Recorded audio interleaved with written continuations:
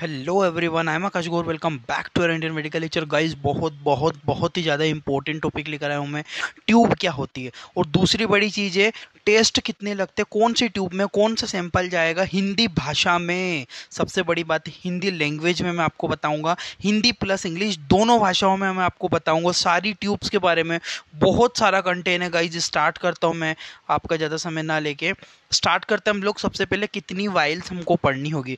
यहाँ पे मैंने आपको जैसे कि मैंने बताया ईडीटी है, इथिलीन डायमीन टेट्राएसिटिक एसिड, ठीक है। प्लेन वाइल होती है, सोडियम फ्लोराइड होती है, सोडियम साइट्रेट होती है, हेपेरिन, हेपेरिन में 2-3 तरह की होती है, वाइट कलर की ट्यूब होती है, ठीक है। और भी बहुत सारी ट्यूब होती है जो हम लोग डिस्कस करने वाले हैं। आप लोग बस स्क्रीनशॉट लेते रहिएगा और प्लीज़ वीडियो को स्किप मत करना, मैं अच्छे से बोल रहा हूँ, क्योंकि आप वीडियो स्किप करोगे कोई चीज़ समझ में नहीं आएगी। जल्दी से लीजिए स्क्रीनशॉट। आगे बढ़ता हूँ। सबसे पहली जो हमारी ट्यूब होती है गाइस, डिटेल से बताऊंगा मैं, ठीक है। ईडीटी है, ईडीटी का फुल फॉर्म याद रखना, बहुत बार पूछा जाता है, ethylene diamine tetra acetic acid. EDT tube जो होती है, ईडीटी ट्यूब का मुख्य रूप से हिमेटोलॉजी लैब के अंदर इस्तेमाल किया जाता है। पहला पॉइंट है, हिमेटोलॉजी जो पैथोलॉजी लैब होती है उसके अंदर मेनली ईडीटी ज़्यादातर रूप से इसका इस्तेमाल करते हैं। ईडीटी ट्यूब को इसके रॉयल ब्लू कलर से पहचान। अब इसका कौन सा कलर होता है गाइज? ये होता है रॉयल ब्लू कलर। तो रॉयल ब्लू कलर की इसकी कैप होती है, इससे हम इसको आइडेंटिफाई कर सकते हैं। यह ट्यूब में उपस्थित कैल्शियम, इस ट्यूब के अंदर जो होता है कैल्शियम को नष्ट कर देता है। जो एंटीकोआगुलेंट होता है वो कैल्शियम को नष्ट कर देता है, जिससे ब्लड नहीं जमता। ये कौन सी ट्यूब है गाइस? ये होती है आपकी एंटीकोआगुलेंट ट्यूब। एंटीकोआगुलेंट का सिंपल मीनिंग क्या है? एंटीकोआगुलेंट का मतलब होता है गाइस कि इसके अंदर ऐसा एजेंट पाया जाता है जो कि ब्लड को जमने नहीं देता है। नेक्स्ट चीज, इसका प्रिजर्वेशन टाइम लगभग 24 घंटे यानी कि 24 घंटे -12 डिग्री, ये प्रिजर्वेशन टाइम है। एक याद रखना, एक बार इस ट्यूब में सैंपल लेने के बाद यदि इमीडिएटली आप टेस्ट नहीं कर पा रहे हैं तो आप 24 घंटे तक रख भी सकते हैं 12 डिग्री, -12 डिग्री सेंटीग्रेड पर। क्लियर है? स्क्रीनशॉट लो, फिर इसके टेस्ट के बारे में पढ़ते हैं। अब आते हैं हम लोग कि इसमें कौन कौन से टेस्ट आप परफॉर्म कर सकते हो ईडीटी है। तो सबसे पहला जो ज़्यादातर यूज़ होता है सीबीसी, कंप्लीट ब्लड काउंट। ये सैंपल को ईडीटी ट्यूब में लिया जाता है। इस ट्यूब के अंदर ईडीटी का सैंपल लिया जाता है। इस टेस्ट की सहायता से रक्त में उपस्थित सभी कोशिकाओं की संरचना एवं उसकी संख्या का पता। देखो स्ट्रक्चर जो है ना, जो सेल्स का जो स्ट्रक्चर का स्टडी करनी है आपको, सेल के बारे में जानना है, कोशिका की कैसी सेल है, आरबीसी कैसी दिख रही है, डब्ल्यूबीसी कैसी दिख रही है, तो उन सेल की स्ट्रक्चर तो पता लगेगा, साथ ही साथ उनकी संख्या यानी कि काउंटिंग भी हम कर पाएंगे इस ट्यूब के सैंपल से।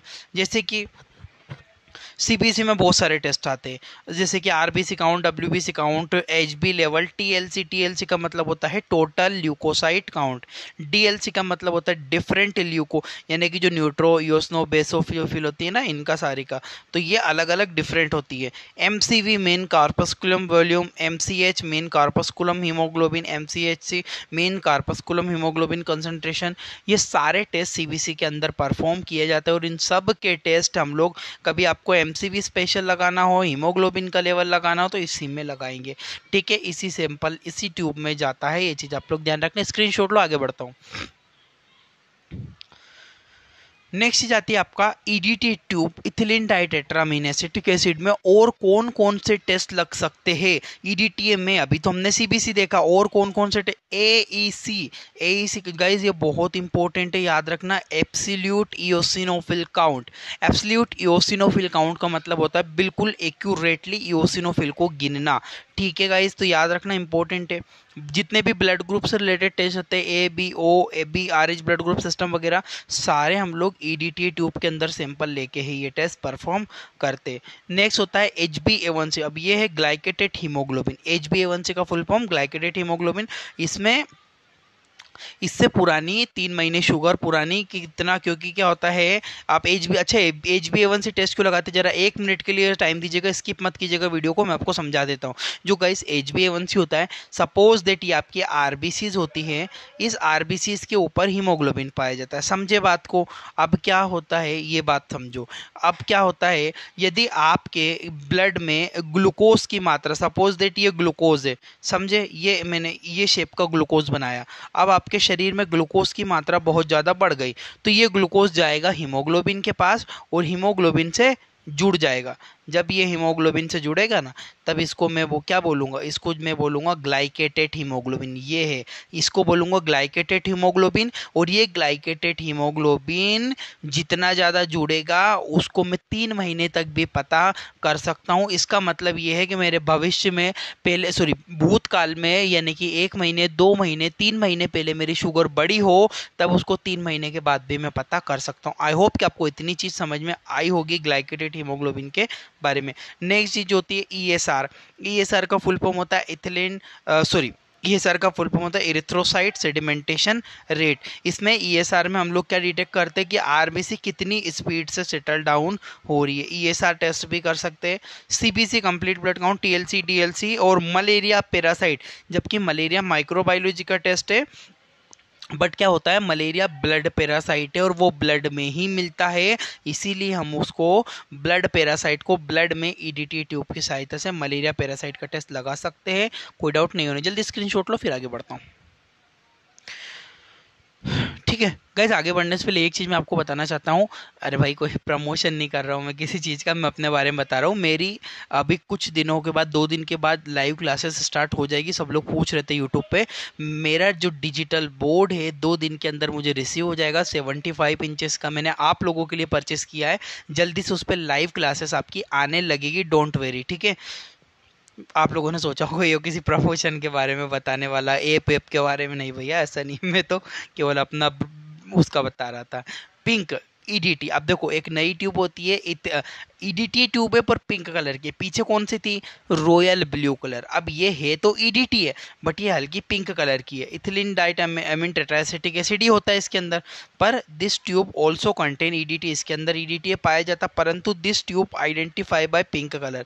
इसको हम लोग कैसे पहचानेंगे, पिंक कलर से पहचानेंगे। ठीक है, यूज किस चीज में यूज होता है, क्रॉस मैचिंग में, G&S। अब 1 मिनट के लिए मुझे कोई बताएगा, कोई अगर इंटेलिजेंट बच्चा हो, तो G&S को ग्रुप एंड सेव टेस्ट क्या होता है। बिना प्लीज प्लीज प्लीज कोई गूगल नहीं मारेगा, गूगल पे पता लगे तुम लोग सर्च कर करके कमेंट करो। बिना सर्च करे कमेंट करो, मैं देखता हूँ किसका कमेंट राइट होता है। और इसका आंसर मैं बता दूँ, जितने भी ब्लड ग्रुप से रिलेटेड टेस्ट होते हैं ना गाइस, वो ब्लड ग्रुप से रिलेटेड टेस्ट हम लोग G&C ही कहते हैं। ठीक है, यानी कि ब्लड ग्रुपिंग ही है इसका मतलब। ठीक है, G&S, ठीक है, G&S, ठीक है, group and save test. Coombs test इसकी सहायता से हम लोग परफॉर्म कर सकते हैं। कूम्स टेस्ट भी इसमें लगाते हैं, इस ट्यूब के अंदर ही सैंपल लेके। स्क्रीनशॉट लो फिर आगे बढ़ता हूँ। नेक्स्ट जो हमारी ट्यूब आती है वो होती है येलो ट्यूब। अब येलो ट्यूब में हम क्या करते हैं, this tube also SST, also called SST, serum separating tube. Serum separating tube क्यों कहते हैं, इस ट्यूब को सीरम सेपरेटिंग ट्यूब भी कहा जाता है क्योंकि इसमें सीरम को अलग किया। आप देखो नीचे जेल है, वो जैसे सैंपल डालेंगे तो जो सेल से नीचे डाउन हो जाएगी, सीरम ऊपर सेपरेट हो जाएगी। इसीलिए मैं इस ट्यूब को सीरम सेपरेटिंग ट्यूब के नाम से भी जानता हूँ। ये चीज़ आप लोग ध्यान रखना। This tube use all serological test, इस ट्यूब की सहायता से लगभग सभी प्रकार से सीरम से लगने वाले टेस्ट किए जा सकते हैं। जितने भी सीरम से टेस्ट होते हैं ना, सारे टेस्ट, ऑल सीरोलॉजिकल स्टडी। ठीक है, दिस ट्यूब कंटेन, इसके अंदर क्या क्या, ये थोड़ा सा यहाँ पे मिस्टेक हुई है गाइस, इसको प्लीज़ करेक्ट कर लीजिएगा। ठीक है, मेरा बोलने का मतलब है इसमें दो कंपोजिशन पाए जाते हैं। इस जो ट्यूब होती है इसके अंदर 2 कंपोजिशन होते हैं, एक होती है सिलिका पार्टिकल, दूसरा होता है सीरम सेपरेटर। सिलिका पार्टिकल क्या होता है, इसका मुख्य कार्य रक्त को जल्दी जमाना। अब जैसे ही मैंने ब्लड जमा डाला तो ब्लड को क्लोट होने में अपना टाइम लगता है, तो उसको जल्दी, उस क्लोटिंग प्रोसेस को जल्दी बढ़ा देता है सिलिका पार्टिकल। और जो सीरम सेपरेटर है, ये नीचे जो जेल होता है, सीरम सेपरेटिंग जेल कहते हैं इसको, ये इसके अंदर ये ऊपर आ जाता है, इसके ऊपर सीरम और नीचे नीचे सेल आ जाती है। स्क्रीनशॉट ले लो इसका येलो ट्यूब का, फिर आगे बढ़ता हूँ। नेक्स्ट हमारा आता है यूज ऑफ येलो ट्यूब। अब येलो ट्यूब में कौन सा सैंपल जाता है, कौन सा टेस्ट लगता है, इलेक्ट्रोलाइट, सोडियम, पोटेशियम, कैल्शियम और आयरन, तीनों जो होता है, इलेक्ट्रोलाइट जो होते हैं हम लोग इसके अंदर लगा सकते हैं। बोन, ठीक है, और बोन प्रोफाइल जो कैल्शियम, PO4 और ALP मतलब alkaline phosphatase test, PO4 calcium वगैरह जितने भी टेस्ट होते हैं, सारी चीज़ इससे परफॉर्म कर सकते हैं। ट्यूमर मार्कर, अब ये ट्यूमर मार्कर क्या होता है भैया, PSA प्रोस्टेट स्पेसिफिक एंटीजन, ठीक है। प्रोस्टेट ग्लैंड में इन्फेक्शन हो जाता है, ये जो कैंसर होता है वहाँ पे कैंसर हो जाता है प्रोस्टेट ग्लैंड में, तो पीएसए मार्कर, पीएसए एक प्रोटीन होता है, यदि बढ़ गया तो यानी कि आपको कैंसर हो सकता है। सीईए, ठीक है, सी हो सकता है। CA-125 स्पेशल है गाइज, याद रखना। जो CA-125 होता है ये लगाते हैं किसके लिए, ये टेस्ट लगाते हैं ओवेरी कैंसर के लिए, ठीक है। फीमेल के अंदर जो भी ओवेरी होती है, उस ओवेरी में यदि कोई कैंसर हुआ है तो ओवेरी के कैंसर के लिए हम लोग इस टेस्ट को परफॉर्म कर सकते हैं, CA-120। एक होता है CA-90, ठीक है, कैंसर एंटीजन 19 इस टेस्ट को भी कैंसर के लिए डिटेक्ट किया जाता है, ठीक है। स्क्रीनशॉट ले लो। और नीचे टॉक्सिकोलॉजी स्टडी होती है, उसके लिए भी इस ट्यूब का यूज़ करते हैं। इम्यूनोलॉजिकल जितने भी सैंपल होते हैं सब इसी में जाते हैं। विटामिन डी और विटामिन B12 का टेस्ट भी इसी ट्यूब के द्वारा लगाया जाता है। जल्दी से इसका स्क्रीनशॉट लो, फिर आगे बढ़ता हूँ। अब आता है हमारा प्लेन वाइल। अब ये प्लेन वाइल यानी कि रेड ट्यूब, इसके अंदर कोई भी एंटीकोगुलेंट नहीं पाया जाता, ठीक है। रेड ट्यूब का इस्तेमाल सभी प्रकार के सीरोलॉजिकल, ऑल सीरोलॉजिकल टेस्ट। अब ये कौन कौन से, LFT liver function test, KFT kidney function test, lipid profile, CRP C reacted protein, G6PD glucose 6 phosphate, vitamin B12, vitamin D, iron profile test, lipid profile test, thyroid profile test, vital test, dengue test, CRP test, prolactin test, lipase test, ठीक है। ये जितने भी test होते हैं सारे इसी tube से। वो अच्छा, मेरे माइंड में एक आइडिया गाइस, ये जितने भी टेस्ट है ना, 100 से भी ज़्यादा, जितने भी ब्लड से रिलेटेड जितने भी टेस्ट होते हैं, सारे टेस्ट को डिटेल में क्या ना मैं एक्सप्लेन कर दूं। मैं नेक्स्ट वीडियो जरूर लेके आऊँगा आप लोगों के लिए। B612 वगैरह, B12 वगैरह, ये ग्लूकोज 6 फॉस्फेट, सारे टेस्ट एक साथ पूरी वीडियो में घंटा 1.5 घंटे की वीडियो बना के सब अपलोड कर दूंगा आप लोगों के लिए, ठीक है। इसका स्क्रीनशॉट लो, फिर आगे बढ़ता हूँ। अब आता हमारा सोडियम साइट्रेट। जो नेक्स्ट जो ट्यूब होती है हमारी, वो होती है सोडियम साइट्रेट, जो कि लाइट ब्लू कलर की होती है, ठीक है। This tube contain 0.5 ml sodium citrate. इसके अंदर क्या होता है, 0.5 ml सोडियम साइट्रेट होता है। ये इसकी क्वांटिटी याद रखना गाइस, इंपॉर्टेंट है। दिस ट्यूब, नेक्स्ट लाइन है, this tube identify by light blue colour. इसको हल्के ब्लू कलर की द्वारा पहचाना जा सकता है, ये चीज आप लोग ध्यान रखना। This tube can preserve only 1 hour. इस जो ये सॉरी वन मिनट, इस ये ट्यूब है, ठीक है, इस ट्यूब को कितनी देर के लिए, 1 आवर। इसमें केवल सैंपल डालने के बाद 1 घंटे के अंदर आपको टेस्ट लगाना ही पड़ेगा, ठीक है। इसका क्या यूज़ हो सकता है, इसका 2 टेस्ट लगाते गए इससे, PT और APTT। PT का मतलब होता है प्रोथ्रोम्बिन टाइम, APTT का मतलब होता है एक्टिवेटेड पार्शियल प्रोथ्रोम्बिन टाइम। ये दोनों स्पेसिफिक टेस्ट होते हैं जो कि ब्लड कोगुलेशन रिलेटेड टेस्ट है। इनको इसी ट्यूब में लगाया जाता है, क्वेश्चन बहुत बार एग्जामों में आता भी है। एक होता है कोगुलेशन स्टडी के लिए भी लगाते हैं, डी डाइमर के लिए भी इसका उपयोग करते हैं हम लोग। ये चीज़ आप लोग ध्यान रखना, डी डाइमर टेस्ट वगैरह के लिए। इसका स्क्रीनशॉट लो ब्लू ट्यूब का, फिर आगे बढ़ता हूँ। नेक्स्ट जो हमारी ट्यूब होती है वो होती है sodium fluoride.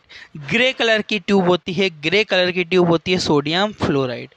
This tube can identify bye grey colour. इस ट्यूब को ग्रे कलर के द्वारा पहचाना जा सकता है। कौन सी ट्यूब, इस ट्यूब को हम लोग ग्रे कलर से आसानी से पहचान सकते हैं। This tube preserve blood 5 day. ये ट्यूब में लगभग जो ब्लड है 5 दिन तक रख सकते हैं। एक बार इसमें सैंपल ले लिया, उसके 5 दिन तक सैंपल इसमें रहेगा, कोई प्रॉब्लम नहीं होती है, तब भी टेस्ट लगा सकते हैं। This tube contain 2 component. इसके अंदर 2 कंपोनेंट होते हैं गाइस। कौन कौन से 2 कंपोनेंट होता है, एक होता है सोडियम फ्लोराइड, एक होता है पोटेशियम ऑक्जेलेट। ये जो सोडियम फ्लोराइड होता है ना, इसके अंदर यह एक प्रकार का एंटी ग्लाइकोलाइटिक एजेंट होता है, अर्थात ग्लूकोज की मात्रा कम नहीं होने देता। इसके अंदर क्या होता है, सोडियम फ्लोराइड।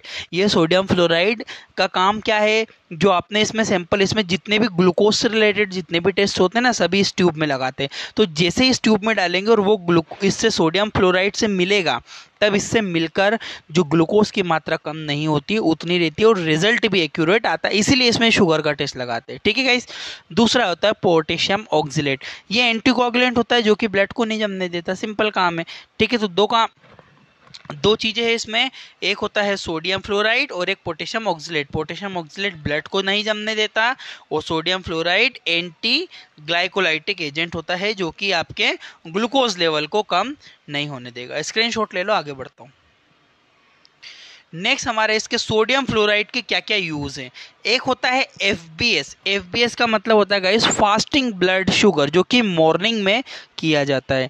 एक होता है गाइस आरबीएस। आरबीएस का मतलब होता है रैंडम ब्लड शुगर। ये जो रैंडम ब्लड शुगर टेस्ट होता है ये कभी भी हम लोग रेंडमली कभी भी ले सकते हैं। एक होता है PPBS. PPBS post prandial blood sugar, ये हम लोग खाना खाने के 1.5 घंटे के बाद टेस्ट करते हैं, इसी ट्यूब के अंदर लेते हैं। एक होता है GTT test, glucose tolerance test, ये भी इसी के अंदर लिया जाता है। जल्दी से आप लोग एक इसका स्क्रीनशॉट ले लो, इतने टेस्ट इसमें लगा सकते हैं। नेक्स्ट जो हमारा आता है वो होता है हिपेरिन, यानी कि ग्रीन कलर की ट्यूब होती है। थोड़ा सा कट गया है मैं बट समझा दूंगा।